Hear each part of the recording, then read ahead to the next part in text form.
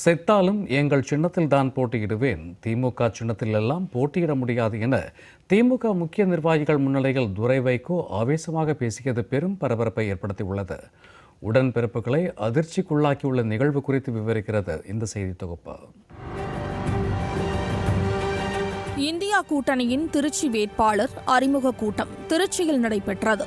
இதில் தொகுதியின் வேட்பாளரும் மதிமுக பொதுச் செயலாளர் வைகோவின் மகனுமான துரை வைகோ உரையாற்றினார்.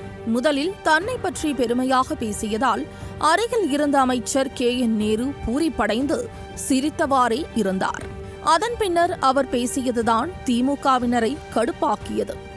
எங்கள் கட்சி மதிமுக தான், வைகோ சிறப்பாக செயல்பட்டார் என பேசிய போது வெறுப்பான அமைச்சர் KN நேரு தனது முகத்தை கைக்குட்டையால் துடைத்துக் கொண்டார்.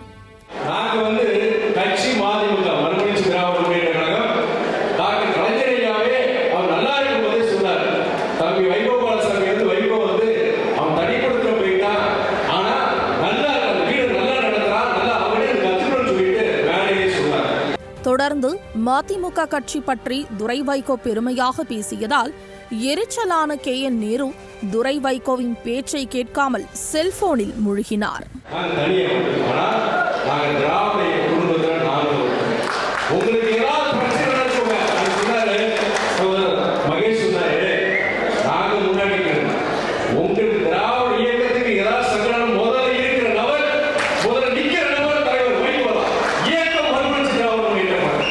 தொடர்ந்து பேசிய துரை வைகோ தான் அரசியல் குடும்பத்தில் பிறந்திருக்கலாம், ஆனால் தான் அரசியல்வாதி அல்ல என்றும் கனவில் கூட அரசியலுக்கு வருவேன் என எண்ணி பார்க்கவில்லை என்று வழக்கம் போல் அனைவரும் கூறும் டயலாக்கையே பேசினார்.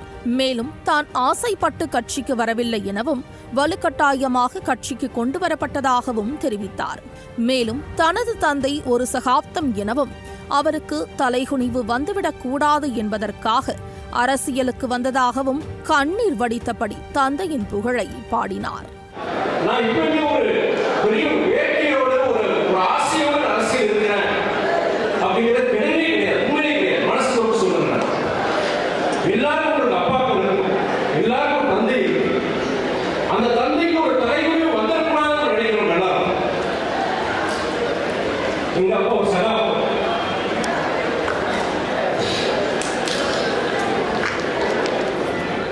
தனது தந்தைக்காகவும் கட்சிக்காகவும் 30 ஆண்டுகளாக மதிமுகவை சேர்ந்த தொண்டர்கள் நிர்வாகிகள் உழைத்து ஓடாக தேய்ந்துள்ளனர் என கூறிய போது, அண்ணே என்ன சின்னம் சொல்லுங்க என்று கூட்டத்தில் இருந்த ஒருவர் கேட்க, சின்னமா செத்தாலும் எங்கள் சின்னம்தான் என ஆவேசமடைந்தார்.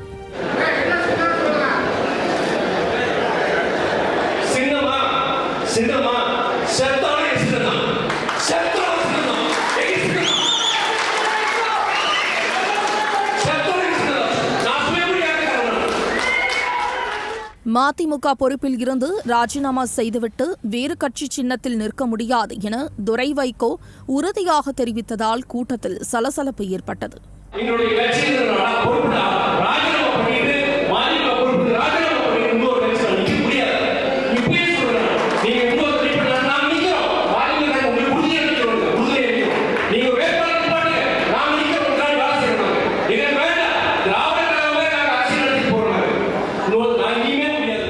குறைந்த தொகுதிகளையே ஒதுக்கியுள்ளதாக கூட்டணி கட்சி நிர்வாகிகள் தொண்டர்கள் ஏற்கனவே புலம்பி வந்த நிலையில் திமுக மேடையிலேயே அதுவும் அமைச்சர்கள் KN நேரு, அன்பில் மகேஷ், ரகுபதி உள்ளிட்டோர் முன்னிலையிலேயே கூட்டணி கட்சி வேட்பாளர் திமுக சின்னத்தில் நிற்க முடியாது என திட்டவட்டமாக அறிவித்தது திமுக தலைமைக்கு புதிய தலைவலியை ஏற்படுத்தியுள்ளது.